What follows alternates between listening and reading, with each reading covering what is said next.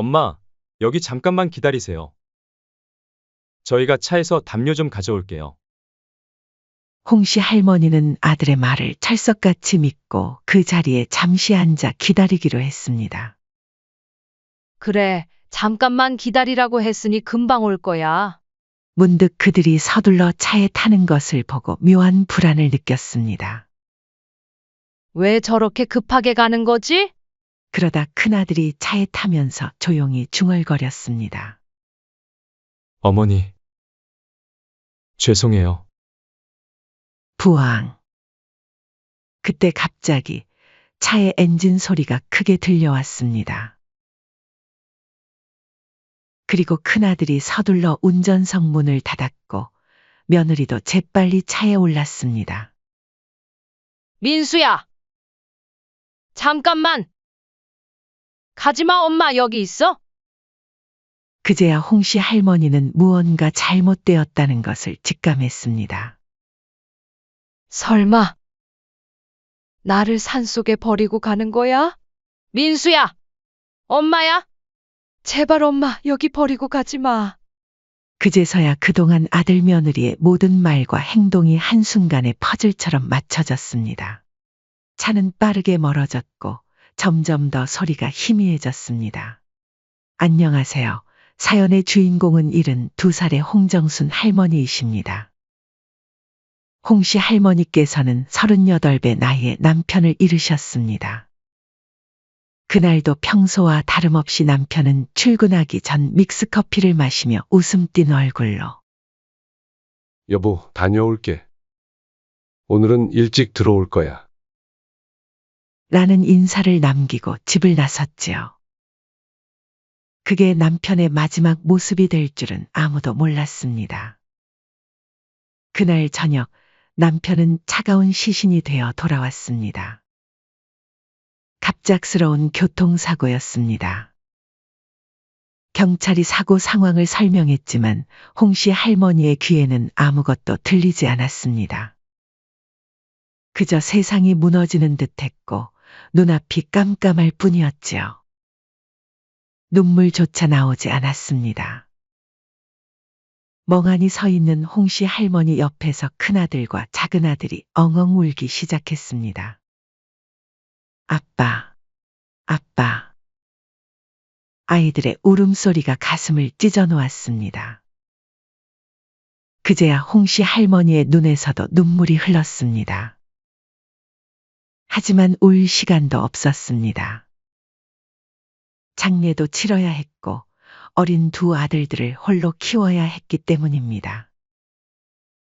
이게 꿈이길, 제발 이건 꿈이어야만 해. 하지만 남편의 장례식을 치르며 홍씨 할머니는 이 모든 것이 냉혹한 현실임을 받아들여야만 했습니다. 하지만 두 아들을 바라보며 홍씨 할머니는 마음을 다잡았습니다. 큰아들은 중학교 2학년, 작은아들은 초등학교 6학년이었습니다. 아직 너무나도 어린 나이였습니다. 내가 어떻게든 이 아이들을 지켜야 해. 그날부터 홍씨 할머니의 고된 삶이 시작되었습니다. 매일 새벽 5시면 일어나 동네 식당으로 향했습니다. 그곳에서 설거지를 하고 청소를 하며 돈을 벌었습니다. 손은 매일 물에 불어 있었고 어깨와 허리는 항상 아팠지만 쉴 수가 없었습니다.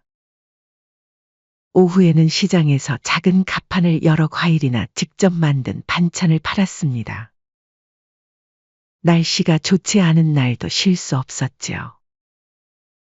비가 오면 비닐을 둘러쓰고 추운 겨울에는 핫팩을 붙이고 장갑을 끼고 일했습니다. 손이 트고 갈라져도 연고를 바르고 다시 일터로 나갔습니다.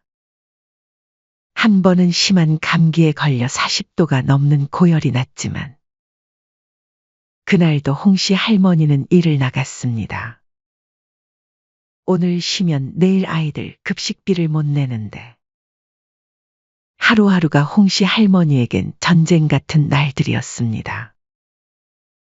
동네 사람들은 할머니를 보며 안타까워했습니다. 저렇게 고생하시는데도 늘 웃으시니 참 대단하신 분이야. 비록 힘든 시간들이었지만 아이들이 바르게 자라는 모습을 보며 홍씨 할머니는 힘을 냈습니다. 다행히 두 아들들은 모두 공부를 열심히 했고 늘 웃음 또한 잃지 않았습니다. 그 덕에 홍씨의 속 한 번 썩이지 않고 바르게 성장하였습니다. 시간이 흘러 큰아들이 대학을 졸업하고 첫 월급을 받아온 날, 홍씨 할머니는 참았던 눈물을 쏟고 말았습니다. 엄마, 이제 제가 효도할게요. 이거 엄마 선물이에요. 큰아들이 건넨 빨간 내복을 보며 홍씨 할머니는 가슴이 벅차올랐습니다. 내가 잘 키웠구나. 여보, 우리 아들 이렇게 잘 컸어요. 시간이 흘러 큰아들은 직장 동료였던 지금의 며느리를 만나 결혼을 하게 되었습니다. 처음에 며느리의 첫인상은 무척 좋았습니다.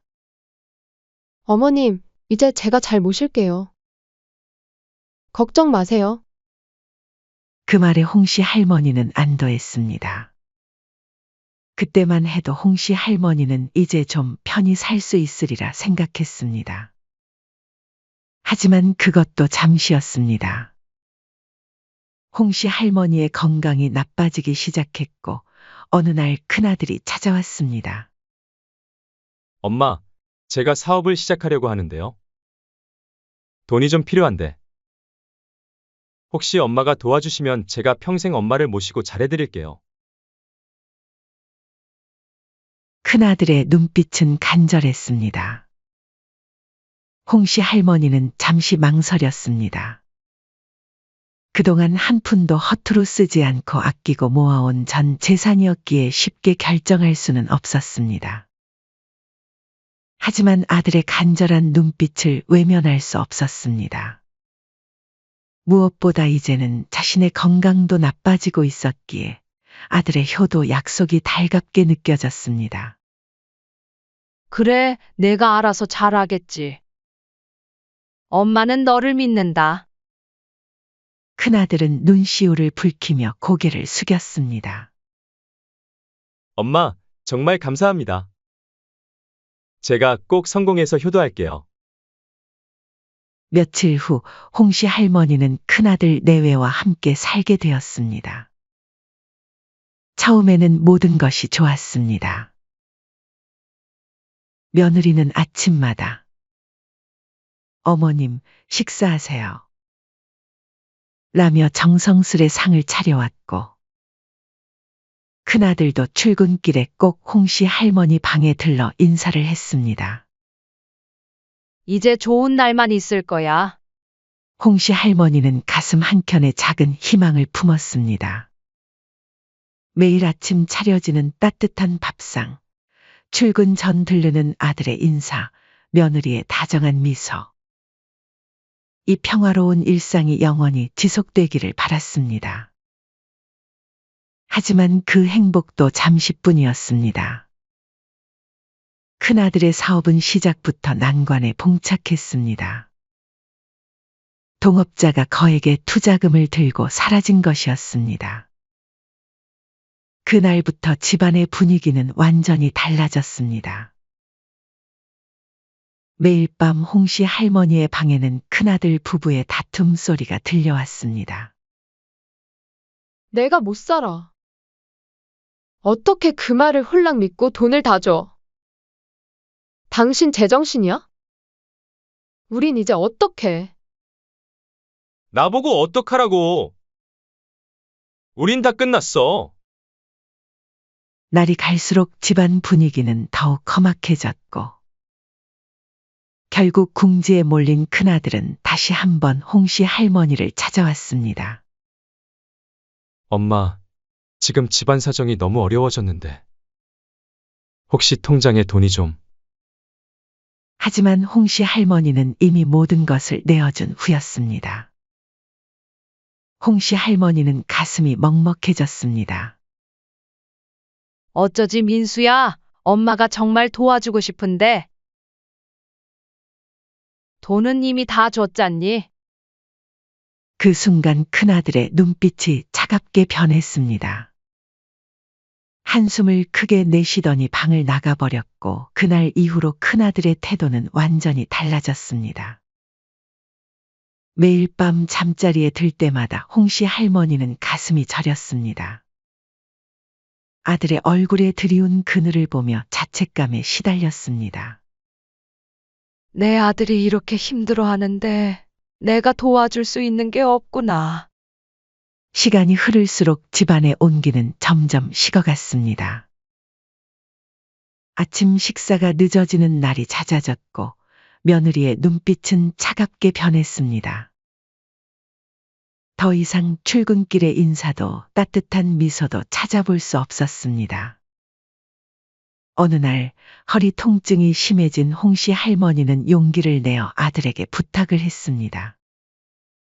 민수야, 엄마 허리가 너무 아픈데 병원에 한 번만 데려다 주면 안 될까? 엄마, 지금 중요한 일이 있어서. 나중에 시간 되면 모시고 갈게요.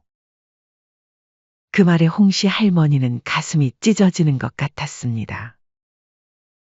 결국 혼자 병원에 가게 되었습니다. 할머니 혼자 오셨어요? 간호사의 물음에 홍씨 할머니는 순간 눈시울이 붉어졌습니다. 네, 우리 애들이 다 바빠서요. 홍씨 할머니의 떨리는 목소리에 간호사는 안타까운 표정을 지었습니다. 많이 힘드시죠? 제가 도와드릴게요. 간호사의 따뜻한 말 한마디에 홍씨 할머니는 참았던 눈물을 쏟고 말았습니다. 이제는 남이 자식보다 더 따뜻하게 대해주는 현실이 너무나 썩을펐습니다. 한편 며느리 소영 씨는 결혼 전부터 시어머니와 함께 사는 것을 꺼려했지만 사업 자금을 위해 홍씨 할머니를 모시겠다는 큰아들의 말을 받아들인 것이었습니다. 하지만 이제 홍씨 할머니가 집안 사정을 도와주지 못하자 착해 보였던 며느리는 그새 본색을 드러내기 시작했습니다. 어머님이랑 같이 사는 건 너무 불편해. 며느리는 큰아들에게 끊임없이 불평을 늘어놓았고 큰아들은 그 말을 무시하지 못했습니다. 아내와 어머니 사이에서 큰아들은 결국 항상 어머니보다는 자신의 아내의 편을 들곤 했습니다. 그러자 기세등등해진 며느리의 태도는 더욱 가관이었습니다. 홍씨 할머니가 부엌에서 설거지를 도와주려 하면 아, 어머님, 제발 그냥 가만히 좀 계세요. 어머님이 괜히 손 떼시면 일만 더 늘어요. 라며 부엌에서 내쫓다시피 했습니다. 그뿐만 아니라 식사 시간도 점점 늦춰졌고 밥을 차려줘도 홍씨 할머니 몫은 터무니없이 적었습니다. 어머님, 연세도 있으시니 과식은 좋지 않아요. 그 말이 진심이 아니란 걸 홍씨 할머니는 알았습니다. 배고픔을 참다가 부엌에 가서 라면이라도 끓여 먹으려 하면 며느리는 냅다 짜증을 냈습니다. 어머님, 밤늦게 음식 드시면 건강에 안 좋으시다니까요. 그리고 부엌이 더러워지잖아요. 홍 씨를 향한 며느리의 홀대는 날이 갈수록 심해졌습니다. 어느 더운 여름날 홍 씨 할머니는 식탁 위에 예쁘게 익은 복숭아가 놓여 있는 것을 보게 되었습니다.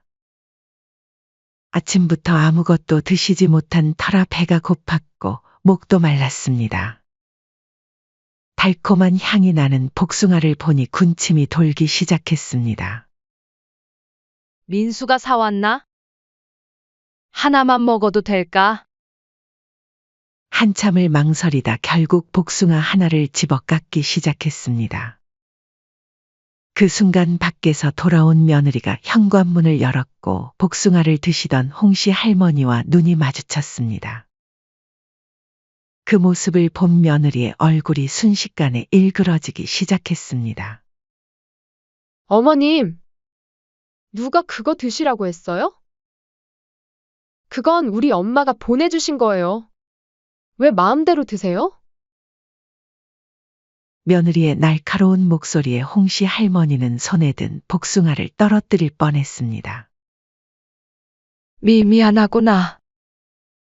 내가 몰랐어. 배가 고파서. 거지도 아니고 배고프다고 남의 것을 막 주워 드시면 어떡해요? 그리고 그거 비싼 거예요. 한 개에 10,000원이나 하는.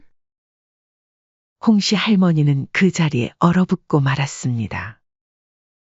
그리고 복숭아를 허락도 없이 먹었다는 죄책감에 얼굴이 화끈거렸습니다. 며느리는 지치지도 않는지 홍씨 할머니를 계속해서 쏘아붙였습니다. 이제 우리 집에서는 제가 허락하지 않은 건 절대 손대지 마세요. 알겠어요? 홍씨 할머니는 반쯤 깎다만 복숭아를 내려놓았습니다. 그리고 목구멍까지 차오르는 서러움을 꾹 누르며 방으로 들어와 이불을 뒤집어 쓰고 울었습니다. 고작 복숭아 한 조각에 이토록 서럽고 쓰릴 줄은 몰랐습니다.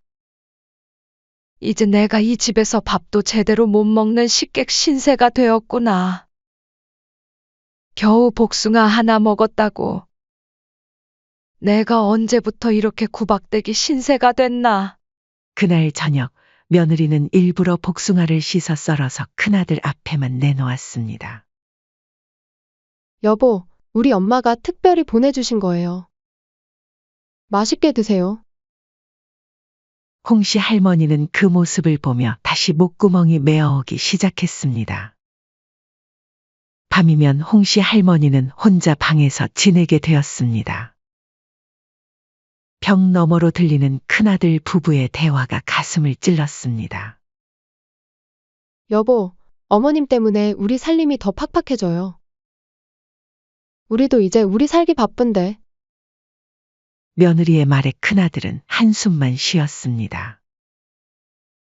예전 같았으면 엄마를 어떻게 그렇게 말해? 라고 했을 텐데 이제는 침묵으로 동의하는 모습이었습니다. 홍씨 할머니는 점점 방 안에만 갇혀 지내게 되었습니다. 화장실 가는 것조차 눈치 보이는 신세가 되었습니다. 밤에는 며느리 때문에 화장실 가기가 무서워 물도 잘 마시지 않았습니다. 예전에 그 밝고 활기찬 모습은 온데간데 없이 사라졌고 항상 움츠러든 노인의 모습으로 변했습니다. 이제 홍씨 할머니에게 남은 것은 달랑 작은 방 하나뿐이었습니다. 평생을 모아온 재산은 사라졌고 자식들의 사랑도 잃은 것만 같았습니다. 내가 정말 이 아이들에게 짐이 되었는지 아니면 아직 나를 생각하는 마음이 남아 있는지. 그걸 꼭 알아야겠어. 홍씨 할머니는 자신이 자식들에게 어떤 존재로 여겨지고 있는지 확인하고 싶어졌습니다. 고민 끝에 홍씨 할머니는 큰아들과 며느리에게 치매 연기를 하기로 결심했습니다. 며칠 후 홍씨 할머니는 일부러 길을 잃은 척하고 동네에서 헤매기 시작했습니다. 큰아들과 며느리는 홍씨 할머니를 찾아 나섰고 간신히 할머니를 찾아낸 후 집으로 데려왔습니다. 며느리는 홍씨 할머니를 보며 피곤한 표정으로 말했습니다. 어머님, 도대체 왜 이러시는 거예요? 저희도 정말 힘들어요. 이제 어머님 혼자 나가시면 안 돼요. 처음에는 어머니를 걱정하며 챙기려 했던 큰아들과 며느리였지만 치매 연기가 반복되자 점점 짜증을 내며 홍씨 할머니를 귀찮은 존재로 여기기 시작했습니다. 홍씨 할머니는 자식들의 변화된 태도를 느끼며 점차 마음이 차갑게 식어갔습니다. 이 아이들에게 나는 그저 짐일 뿐이구나. 하지만 홍씨 할머니는 아직 자식들의 진심을 완전히 확인하지 못했다고 느꼈습니다. 이번에는 단순히 길을 잃어버리는 정도가 아닌 자식들을 혼란스럽게 하기 위해 아들과 며느리를 알아보지 못하는 척을 하기로 했습니다. 다음 날 아침 며느리가 식사를 차려주며 말했습니다. 어머님, 아침 드세요. 홍씨 할머니는 일부러 눈을 흐리게 뜨며 며느리를 바라봤습니다. 아가씨 누구야? 여기 왜 있는 거야? 며느리의 얼굴이 순간 굳어졌습니다. 그리고는 차갑게 한숨을 내쉬며 아무 말도 하지 않고 방으로 들어가 버렸습니다. 큰아들도 점점 짜증을 내기 시작했습니다. 엄마, 정신 좀 차리세요. 저희가 누군지도 모르시겠어요? 매일 아침 이런 일이 반복되자 큰아들 부부는 홍씨 할머니를 더욱 귀찮아했습니다. 며느리는 이제 아예 홍씨 할머니와 마주치는 것조차 피했습니다. 여보, 어머님 치매가 점점 심해지시는 것 같아요. 우리가 이렇게 계속 모시고 살 수 있을까요? 이런 며느리의 말에 큰아들은 깊은 한숨만 내쉬었습니다. 홍씨 할머니는 이런 아들과 며느리의 태도를 보며 마음이 찢어질 듯 아팠습니다. 하지만 끝까지 그들의 진심을 확인하고 싶었기에 치매 연기를 계속했습니다. 홍씨 할머니의 치매 연기는 갈수록 점점 더 자연스러워졌습니다. 큰아들과 며느리는 홍씨 할머니가 치매가 아니라는 의심조차 할 수 없었습니다. 주변에 있던 물건을 잃어버리고 방 안에서 서성이는 척할 때마다 큰아들 부부는 더 이상 걱정하는 모습조차 보이지 않았습니다. 오히려 불편한 듯 한숨을 내쉬며 고개를 저었습니다. 내가 이걸 어디다 뒀더라? 홍씨 할머니가 중얼거리며 집안을 헤매고 다닐 때면 며느리는 차가운 눈빛으로 바라보며 말했습니다. 어머님, 여기 있잖아요. 왜 자꾸 이런 걸 잊으세요? 이제는 기억도 못 하시는 거예요? 며느리의 이런 말들이 늘어날 때마다 큰아들은 점점 더 깊은 한숨을 내쉬었습니다. 예전처럼 어머니를 감싸주는 일도 없어졌고 오히려 며느리의 불평에 고개를 끄덕이기 시작했습니다. 어느 날 밤 홍씨 할머니는 부부의 대화를 엿듣게 되었습니다. 여보, 이렇게는 더 이상 못 살아. 어머님과 같이 있는 게 너무 힘들어. 지금은 이 정도인데 나중에 똥 오줌 다 받아가면 뒤치다꺼리 해야 하는데 난 못해. 그래도 어머니인데. 당신도 봤잖아요. 이제는 우리를 알아보지도 못하시는데 뭘. 어차피 요양원에 모셔야 할 텐데 차라리 지금. 며느리의 말은 마치 칼처럼 홍씨 할머니의 가슴을 찔렀습니다. 큰아들은 며느리의 말에 흔들리며 고개를 끄덕였습니다. 홍씨 할머니는 방 안에서 그들의 대화를 들으며 모든 것이 무너지는 듯한 기분을 느꼈습니다. 그리고 며칠 후 며느리는 더 이상 참을 수 없다는 듯 큰아들에게 말했습니다. 여보, 어머님 그냥 요양원에 보내자. 이제 우리도 편하게 살아야지. 어머님 치매에 돈도 없으신데 언제까지 우리가 이렇게 힘들게 모셔야 해? 큰아들은 처음에는 망설였지만 결국 며느리의 말에 동의하는 표정을 지었습니다. 그래. 어머니 연세도 있으시고 우리가 할 수 있는 건 여기까지인가 보네. 근데 요양원 보내드릴 돈은 있고? 이 대화를 들은 홍씨 할머니는 가슴이 찢어질 듯 아팠습니다. 그러나 여전히 아들과 며느리에 대한 미련을 버릴 수 없었습니다. 그래도 내 자식들인데. 마지막까지 한 번 더 믿어보자. 라는 마음으로 치매 연기를 계속했습니다. 주말 이른 아침, 큰아들이 갑자기 홍씨 할머니에게 여행을 가자고 제안했습니다. 홍씨 할머니는 큰아들이 여행을 가자고 했을 때 가슴이 설렜습니다. 오랜만에 아들과 함께 시간을 보낼 수 있다니. 그동안 쌓였던 서운함도 전부 녹아내릴 것만 같았습니다. 엄마, 우리 오랜만에 같이 여행 가요. 기분 전환도 하시고 예전처럼 즐겁게 지내자고요. 큰아들의 말은 마치 오랜만에 자신을 챙겨주는 듯했고, 그래서 홍씨 할머니는 어쩐지 눈물이 날 것만 같았습니다. 큰아들의 얼굴에는 오랜만에 활기찬 미소가 떠올랐고, 그 미소를 보며 홍씨 할머니는 마치 다시 예전에 좋았던 그 시절로 돌아간 것 같은 기분을 느꼈습니다. 아침 일찍 출발한 여행은 기대 이상이었습니다. 큰아들과 며느리는 평소와 다르게 홍씨 할머니를 정성껏 챙겼습니다. 며느리는 할머니에게 간식도 챙겨주고, 큰아들은 차에서 내려 할머니와 함께 사진도 찍었습니다. 홍씨 할머니는 웃음을 멈출 수 없었습니다.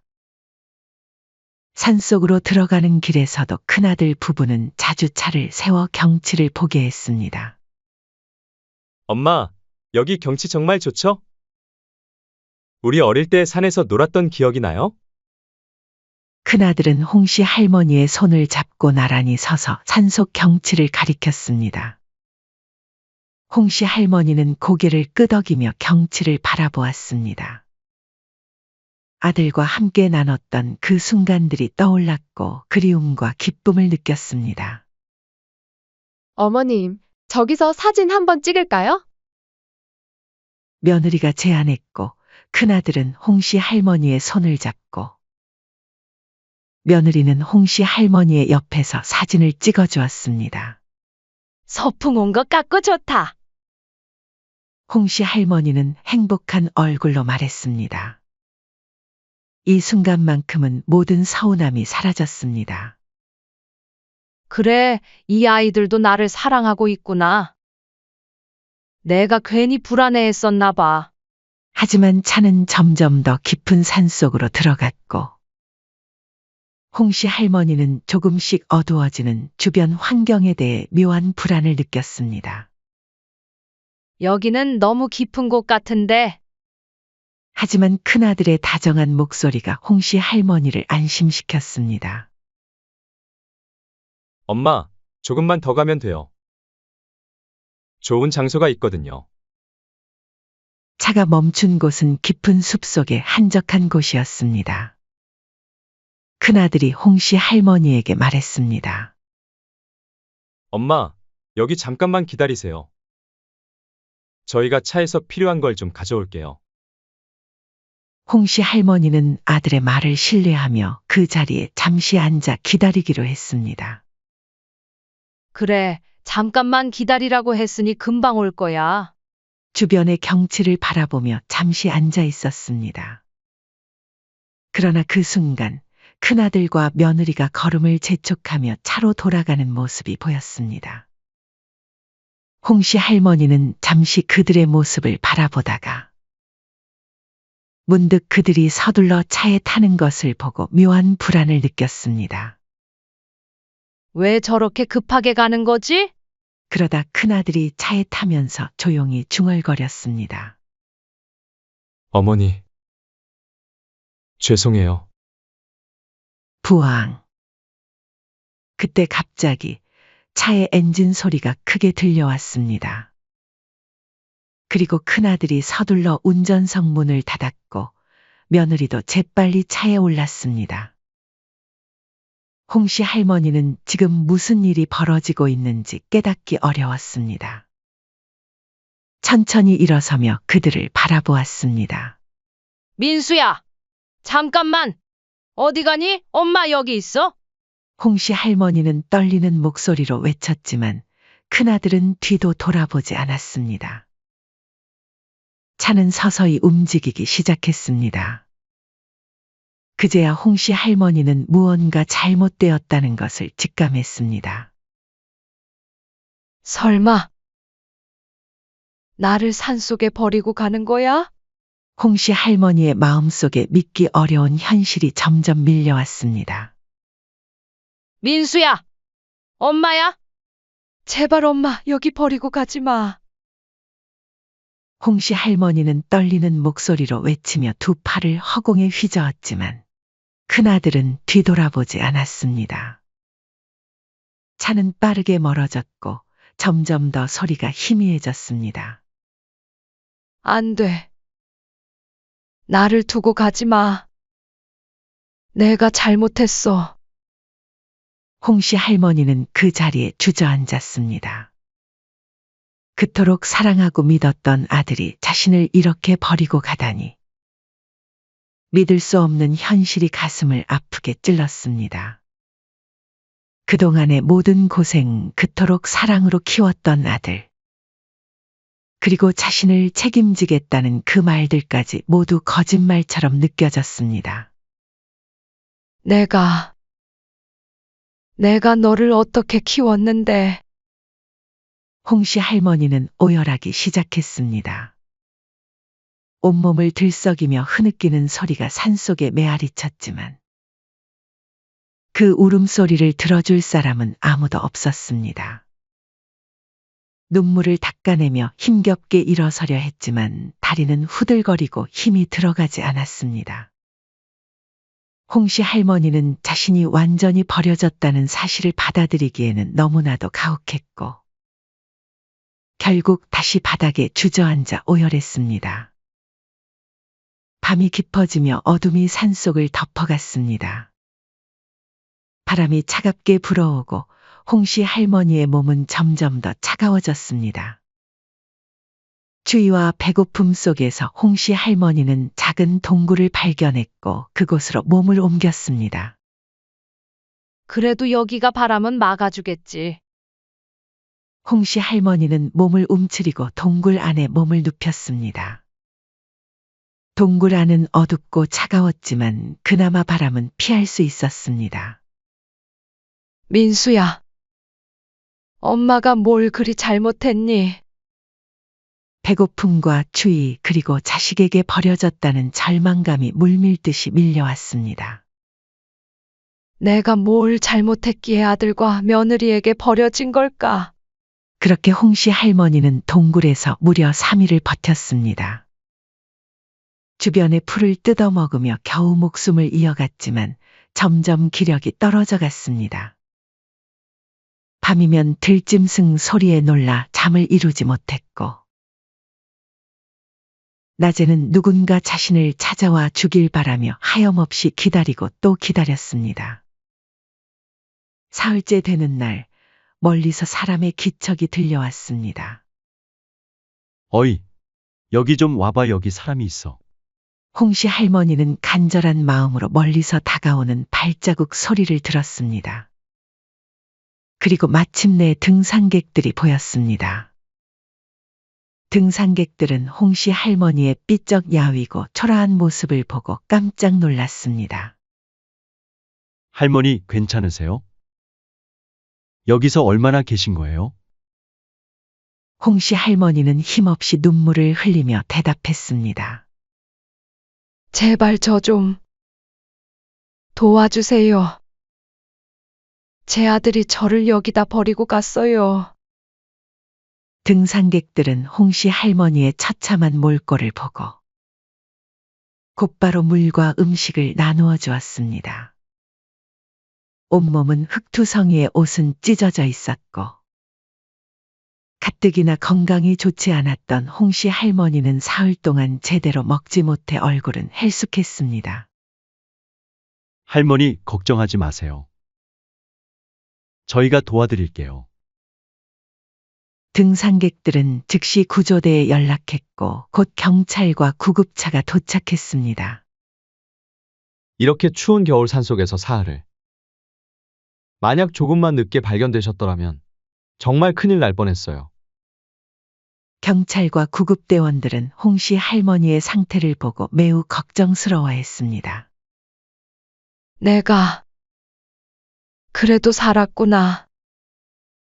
병원으로 가는 구급차 안에서 홍씨 할머니는 자식들에게 버림받은 자신의 비정한 처지를 생각하며 눈물이 멈추지 않았습니다. 병원에 도착한 후 경찰은 홍씨 할머니의 진술을 듣고 작은아들 준호에게 연락을 취했습니다. 당시 해외에 나가 있던 작은아들은 어머니가 산속에서 구조되었다는 소식을 듣고 큰 충격에 빠졌습니다. 뭐라고요? 왜 우리 어머니가 산에 계셨던 거예요? 작은아들은 모든 일을 제쳐두고 급히 귀국길에 올랐습니다. 공항에서 병원으로 향하는 내내 작은아들의 마음은 찢어지는 것 같았습니다. 형과 형수가 어머니를 산에 어떻게 그런 짓을 할 수 있지? 병원에 도착한 작은아들은 어머니의 병실로 달려갔습니다. 병상에 누워있는 홍씨 할머니는 마치 90세 할머니처럼 20년은 더 늙어 보였습니다. 그런 어머니의 모습을 보자 작은아들의 눈에는 눈물이 고였습니다. 엄마, 그는 할 말을 잃었습니다. 홍씨 할머니는 작은아들의 얼굴을 보자마자 울컥하며 눈물을 흘렸습니다. 준호야. 너라도 와줘서 고맙다. 작은아들은 어머니의 손을 꼭 잡으며 말했습니다. 엄마, 미안해요. 내가 옆에 있었어야 했는데. 이제부터는 제가 엄마를 모실게요. 절대로 다시는 이런 일 없도록 할게요. 작은 아들의 신고로 큰아들과 며느리는 경찰에 체포되었습니다. 경찰에 체포된 큰아들과 며느리는 오히려 뻔뻔할 정도로 당당했습니다. 말씀드렸지 않습니까? 어머님이 치매이셔서 혼자 산에서 길을 잃으신 거라고요. 저희가 어떻게 부모님을 경찰이 증거도 없이 생사람 잡으시면 안 됩니다. 큰아들은 울먹이는 목소리로 호소했고 주변 경찰들은 그 연기에 깜빡 넘어갈 뻔했습니다. 며느리도 가세했습니다. 형사님, 어머님이 치매이신 걸 동네 사람들도 다 알아요. 저희가 왜 경찰에 체포돼야 하는 거죠? 그때였습니다. 조사실 문이 열리며 홍씨 할머니가 들어왔습니다. 내가 치매라고? 내가 언제부터 치매였다는 거니? 홍씨 할머니의 또렷한 목소리에 큰아들과 며느리의 얼굴이 창백하게 변했습니다. 그건 다 너희가 나를 버리기 위한 계획을 세울 때부터 내가 일부러 치매인 척 연기한 거였다. 너희의 진심을 확인하고 싶어서. 그 말에 큰아들은 그 자리에서 주저앉고 말았습니다. 며느리는 말도 제대로 잇지 못한 채 떨고만 있었습니다. 자, 이제 보여드리죠. 담당 형사가 큰 모니터를 켰습니다. 그리고 이어서 블랙박스 영상이 재생되기 시작했습니다. 여보, 이렇게 하는 게 우리에게는 최선이었어요. 어머님은 이미 치매라고 온 동네에 소문도 다 냈고, 여기서 돌아가시면 보험금도 받을 수 있어요. 그래, 우리도 이제 돈 걱정 없이 편하게 살 수 있겠어. 근데 이거 설마 걸리진 않겠지? 당신도 참 어머니 어차피 치매시잖아요.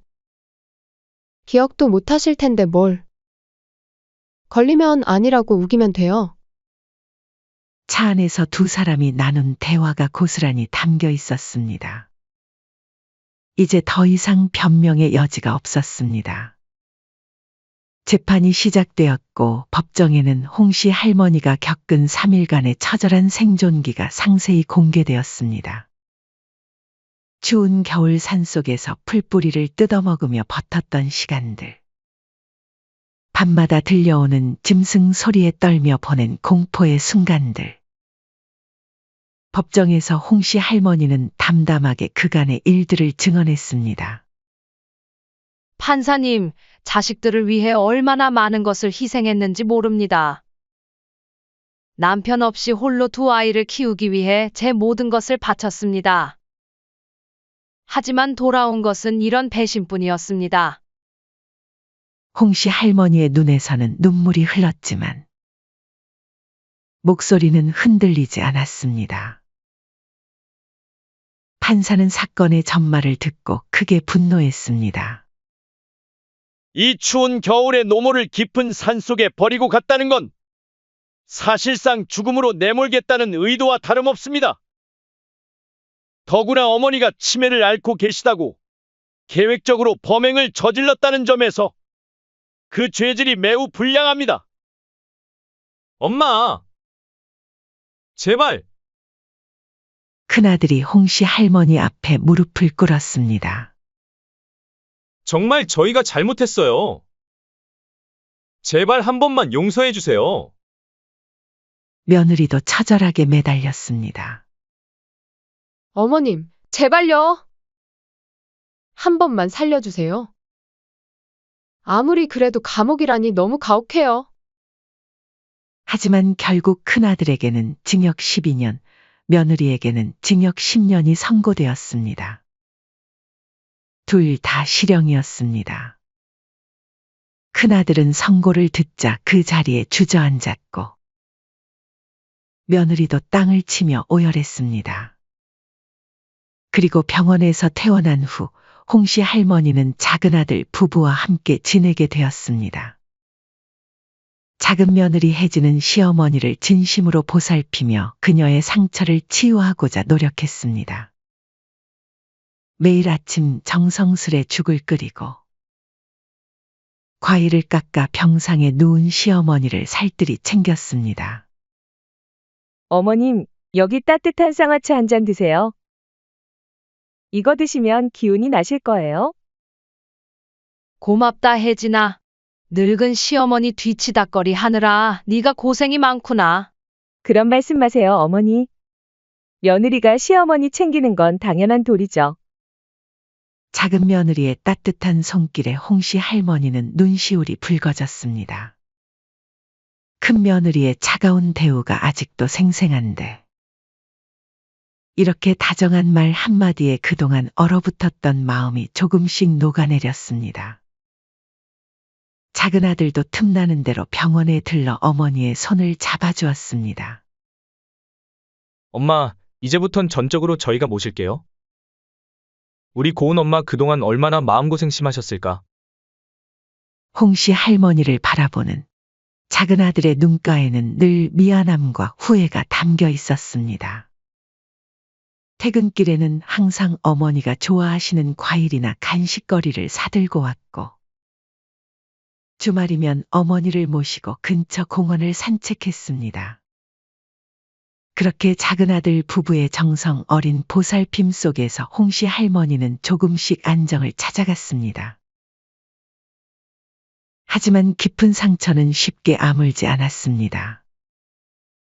특히 밤이면 산속에서의 그 참혹했던 기억이 되살아나 잠을 이루지 못했습니다. 그러던 와중에 큰아들과 며느리의 변호사가 홍씨 할머니를 찾아왔습니다. 어머님, 민수 씨와 소영 씨가 진심으로 반성하고 있습니다. 어머니께서 탄원서를 써주신다면 형량이 줄어들 가능성이 있습니다. 두 분 다 지금 매일 후회하며 용서를 구하고 있습니다. 변호사의 말을 듣는 순간 홍씨 할머니의 가슴 한켠이 무겁게 내려앉았습니다. 홍씨 할머니는 문득 큰아들과의 옛 추억이 떠올랐습니다. 큰아들은 한때는 자랑스러웠던 아들이었고, 어릴 때는 항상 다정하게 어머니를 도왔던 아이였지요. 큰아들은 원래 나쁜 아이가 아니었습니다. 사업 초기에는 어머니에게 자랑스러운 아들이 되고자 최선을 다했고, 동업자에게 사기를 당해 경제적 어려움을 겪으며 변해버린 것이었습니다.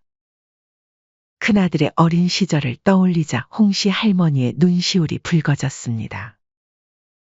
사기를 당한 후 매일 술로 하루하루를 보내더니 얼마나 힘들었으면 그런 선택을 한 걸까?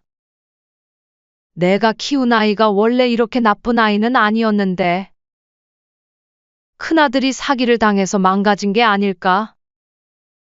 홍씨 할머니의 마음속에서는 고민이 점점 커져갔습니다. 장인은 수척해진 얼굴로 홍씨 할머니 앞에 무릎을 꿇고 눈물을 흘리며 간절히 용서를 빌었습니다. 사부인, 제발 한 번만 용서해 주십시오. 그래도 자식 가진 부모 마음 잘 아시잖아요. 못난 딸이지만 부모로서 딸이 옥살이를 하면 가슴이 얼마나 무너지겠습니까? 못난 딸 둔 불쌍한 늙은이 처지 생각해서 제발 너그러이 생각해 주세요. 가족 아닙니까? 장인의 눈물 어린 호소에 홍씨 할머니의 마음은 더욱 복잡해졌습니다. 한때는 친딸처럼 따르던 며느리가 이제는 감옥에서 고통받고 있다는 생각에 가슴 한켠이 아려왔습니다. 홍씨 할머니는 떨리는 손으로 차를 들며 깊은 한숨을 내쉬었습니다. 그래도 가족이고 자식인데 내가 한 번은 용서해 주는 게 나을까? 내 아들이 다시 잘 살 수 있는 기회를 줄 수 있다면. 홍씨 할머니는 주름진 손을 마주치며 한숨을 내쉬었습니다. 마음 한켠에서는 그런 극단적 선택까지 하게 된 큰아들과 며느리를 향한 연민도 조금 있었습니다. 하지만 동시에 그날의 기억이 또렷이 떠올랐습니다. 깊은 산속에서 홀로 버려졌던 그 순간의 절망감, 죽음의 공포, 자식에 대한 배신감. 지금도 그때를 생각하면 온몸이 떨리고 숨이 막히는 듯 했습니다. 그날 밤 홍씨 할머니는 남편의 사진 앞에 앉아 선택의 기로에 빠졌습니다. 그 앞에는 큰아들의 변호사가 두고 간 탄원서가 놓여져 있었습니다. 나는 어떻게 해야 할까? 큰아들과 며느리를 그만 용서해야 할까? 아니면 저지른 죄의 대가를 끝까지 치르게 해야 할까? 사연은 여기까지였습니다. 사연의 주인공 홍정수님은 믿었던 큰아들과 며느리에게 배신당하셨지만 현재 둘을 용서하고 탄원서를 제출해야 할지 고민 중이라고 하십니다. 사연자분이 어떤 선택을 하면 좋을지 여러분들의 의견을 댓글로 알려주신다면 사연자분께 정말로 큰 힘과 도움이 될 것 같습니다. 홍정수님이 올바른 선택을 하기를 기원합니다. 시청해 주셔서 감사합니다.